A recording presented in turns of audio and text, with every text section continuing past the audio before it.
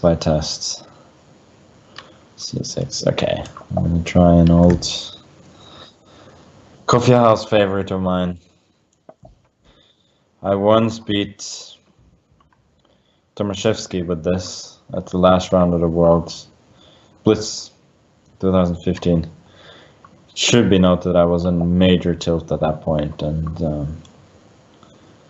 the win had nothing to do with the opening. So, and it should also be noted that I've lost a Blitz game to Laurent Fressinet in this line, which is not something I ever wanted to have on my resume.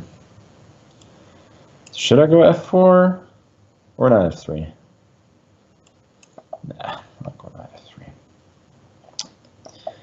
f3. The way that he's played it, my system kind of makes some sense. It feels like I'm getting a kind of decent French, since the bishop is going to c2 very soon to occupy its kind of lawful place, and yeah, it's not too bad. So clearly on move 3 with black, you should take the pawn. There is no doubt about that. And then white's compensation is, objectively speaking, nebulous at best. Maybe he wants knight b4, but I don't think he actually wins any time here, because, well, I'm moving my pieces back and forth, but I kind of want to play a3 anyways, and c3 is the best square for my knight. Should be noted that on the previous move, had he gone g5, which is a typical move in these lines, I probably would have gone bishop e3. And with the knight on d2, this, I don't have this move, bishop e3. So I think when the knight is on b1, that move isn't particularly successful, because he cannot immediately break my center. So he's playing decently, obviously, but I think I'm getting a very easy game here, and he's soon gonna have to watch out for some kingside attacks. All of his pieces are on decent squares, but it's hard for him to organize an attack, or it's hard to see what points he's going to attack. And now g3, the plan is very simple. I'm just going to go h4 and put something on g5 and checkmate him. That's the very simple plan, and often it's hard to do something. Which he may have to go for f6 or f5 at some point, but then I've clearly achieved something serious. It's very tempting to go knight g5 anyways here, takes queen h5 and so on, but I'm just going to go knight h2 instead, intending obviously queen h5, then knight g4 and or bishop h6. It's going to be very hard for him to defend. Yeah, king h8 doesn't help.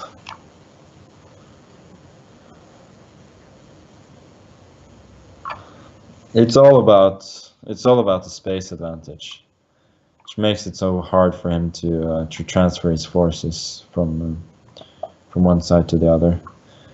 So this is actually what I kind of hoped that he wouldn't do. Since now I may have to take on h6, which I believe he should not take, because then after takes, e6 will hang, and I will win way too many pawns unless there's a mate. But he's going to go queen e8, and survive to an ending, which is a little dull. On the other hand, after EF, knight f6, queen g6, he can at the very least play queen e8 and survive to an ending anyway, so whatever. I'm just gonna cash in the pawn and be happy.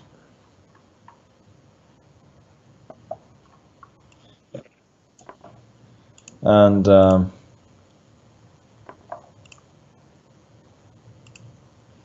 so queen e8 happened, that was correct. Now I have to decide where to put the bishop. I probably should go all the way back to c1.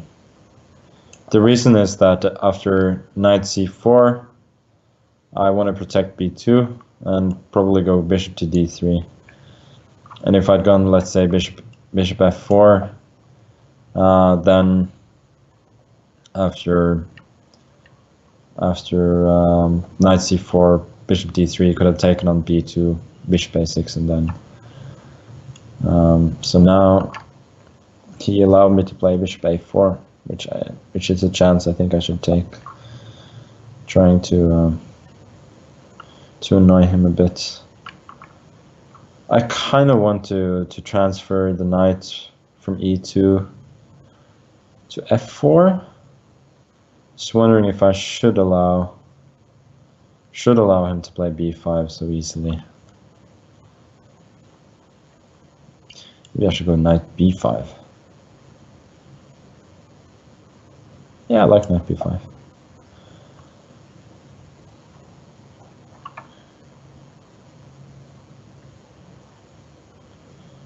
If he does take it, it feels like I'm getting some kind of grip on the light squares, and otherwise that knight on b5 is really annoying.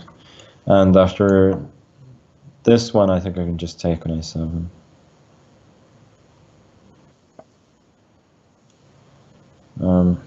Yeah, knight b5, and if rook c4, I can just go knight c3, and that's a very nice pawn. Knight b3, yeah,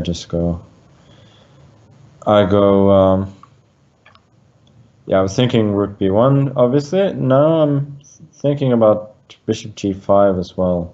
Bishop g5, knight g5, knight a1, knight a6, but now that may work, but now I see after bishop g5, knight g5, knight d4 is possible, so just gonna go with the simple option. Rook b1, 2 pawns up, and not a worry in this world. Now he has to take on c1, and in addition to being 2 pawns down, he also has by far the worst pieces. Bishop b5 just killing his knight completely. And I think this is a case of absolute zugzwang. King f7 loses to knight g5, and that was the only legal move that didn't hang anything. So that was a fun finish at the very least.